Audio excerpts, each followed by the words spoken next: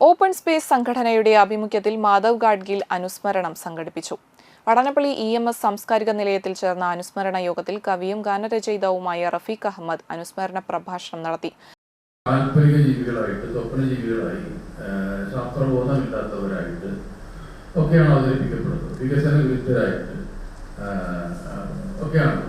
അപ്പൊ അത് സ്വീകരിക്കപ്പെട്ടിട്ടുള്ള ഒരു കാര്യം കൂടിയാണ്. ഇത് കുറെ ഭ്രാന്തന്മാർ വികസനത്തിനെതിരാണ് ഇവര് വന്യമൃഗങ്ങളോടൊപ്പമാണ്, മനുഷ്യരോടൊപ്പമല്ല. പിന്നെ അങ്ങനെയൊക്കെയുള്ള പലതരത്തിലുള്ള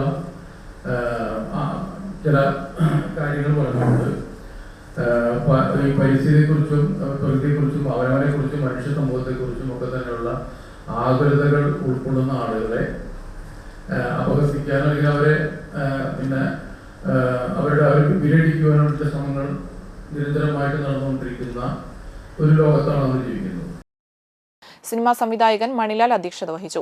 ചാലക്കുടി പുഴ സംരക്ഷണ സമിതി പ്രവർത്തകൻ SP രവി, ചിത്രകാരൻ ശ്രീരാജ്, എഴുത്തുകാരി കവിത ബാലകൃഷ്ണൻ, ഡെക്കോറ വർഗീസ് തുടങ്ങിയവർ സംസാരിച്ചു. തുടർന്ന് ചിത്രപ്രദർശനം, കവിതാലാപനം, സിനിമാ പ്രദർശനം എന്നിവയും ഉണ്ടായിരുന്നു.